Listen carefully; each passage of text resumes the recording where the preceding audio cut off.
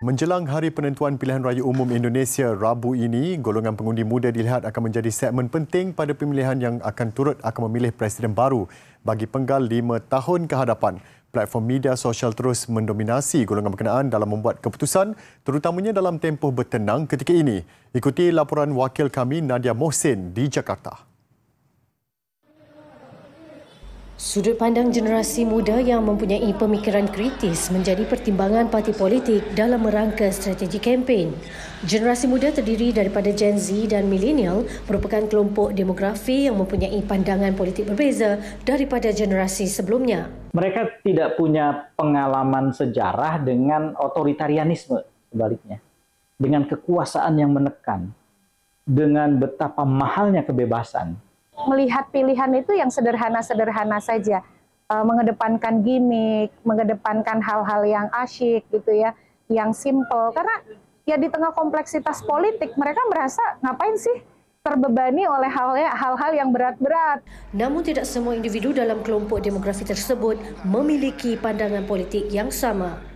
Berdasarkan data yang dikeluarkan oleh Komisi Pemilihan Umum Indonesia, pemilih yang berumur antara 17 hingga 39 tahun adalah antara 56 sehingga 60% dan peratusan itu sangat signifikan. Dan disebabkan itu, para calon yang bertanding dan juga parti-parti politik giat mendekati untuk mendapatkan sokongan golongan anak muda ini. Dan cara yang paling cepat dan efektif pada ketika ini adalah melalui social media. Menyedari hal ini, jentera parti politik dan calon memperhebatkan strategi kempen di platform media sosial. Pasangan Prabowo Subianto dan Gibran Rakabuming Raka dilihat unggul di platform TikTok. Sementara itu, pasangan Anies Baswedan dan Muhaimin Iskandar serta Ganjar Pranowo Mahfud MD selesa di X dan juga Instagram. Seandainya mereka cenderung logis ya, cenderung logis, rasional, objektif, Twitter itu tempatnya.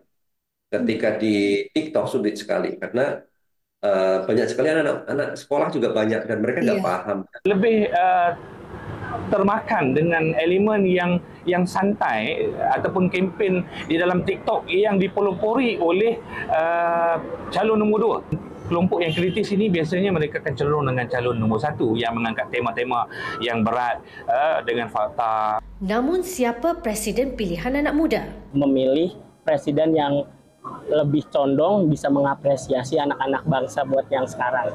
Kayak bisa mengapresiasi karya-karya Gen Z yang sekarang. Aku cenderung milih yang benar-benar jelas gitu loh, nggak cuma ngawang doang. Jadi kayak nggak cuma teori doang, tapi kayak benar-benar langkahnya jelas gitu loh. Jadinya Mas Gibran sebagai calon wakil presiden itu malah membuat kami melihat, oh ini berarti terbukti nih kalau cari pekerjaan harus dari orang dalam dulu. Imej calon dibentuk dengan kriteria tertentu bagi menarik perhatian sesuai dengan selera kelompok yang disasarkan. Ketika kempen secara fizikal tidak lagi dibenarkan sebaik bermulanya waktu tenang, bagaimana pula dengan media sosial? Bisa dimonitor kalau saja mereka kampanye, itu bisa.